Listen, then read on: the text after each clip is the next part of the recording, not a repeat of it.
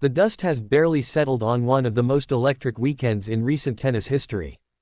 Paris, still echoing with applause, bore witness to not one but two unforgettable French Open finals that crowned Coco Gauff and Carlos Alcaraz as champions.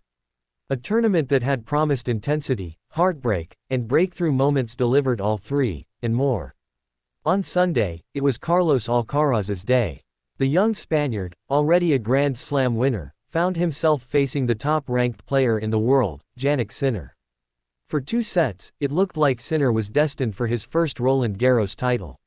He played like a man possessed, sharp, clinical, and full of belief.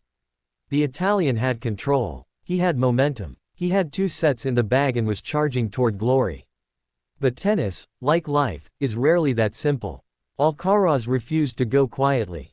He dug in. He weathered the storm. And slowly, point by point, game by game, the tide began to turn. The 3rd set went his way. Then the 4th. By the 5th, the momentum had fully shifted. What had started as a dominant Sinner performance evolved into a relentless Alcaraz masterclass in survival and resilience. When Alcaraz sealed the 5th set tiebreak with a flurry of fearless shots, he dropped to the clay in disbelief.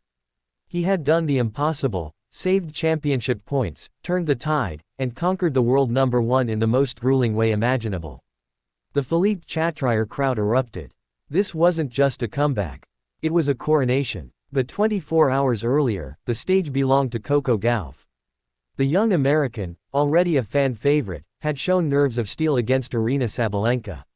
Sabalenka had started strong, asserting her power and consistency to take control early. She looked like the champion in waiting. Gauff, however, had other plans. She kept fighting, refusing to fade. As the match wore on, the crowd sensed something building. Gauff raised her level, finding her rhythm and courage at exactly the right moment. She turned defense into offense, broke down Sabalenka's wall of aggression, and ultimately emerged victorious in a match that shifted momentum as dramatically as any Grand Slam final in recent memory. By the time Gauff lifted the trophy, she wasn't just celebrating a title, she was stepping into a new chapter of her career. The teenage prodigy was no more. In her place stood a mature, battle-tested champion. So, 2 days. 2 new French Open champions. 2 matches that will be remembered for their drama, their comebacks, and their emotional resonance. It was tennis at its most theatrical, most emotional, and most inspiring. In both finals, the runner-ups, Sinner and Sabalenka, were magnificent. They brought the best of themselves to the court. They didn't lose because they played badly. They lost because their opponents found something just a little extra. And in sport, that's often the difference between silver and gold. For Sinner, this loss will sting. He was inches from glory. 3 championship points. The first Italian man to reach a French Open final since 1976. It was all there. But fate chose otherwise. Still, his grace in defeat and the quality of his tennis signaled that his time is coming. Sooner than later. Sabalenka, too, will walk away heartbroken but respected. Her growth as a competitor has been undeniable. She fought hard, kept her composure, and pushed Gauff to the edge. She will be back, stronger. As for Alcaraz and Gauff, they now shift from rising stars to reigning champions. Both have already shown the ability to win on different surfaces.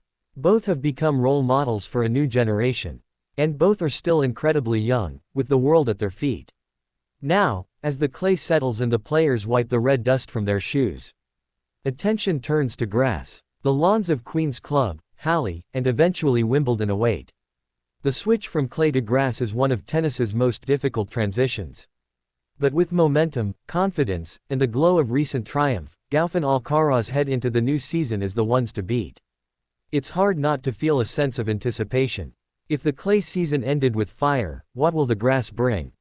More rivalries, more drama, more greatness. The game is in good hands. The torch has not only been passed, it's been grabbed, lifted high, and ignited with fresh flame. Paris may have closed its chapter for now, but the story is just beginning.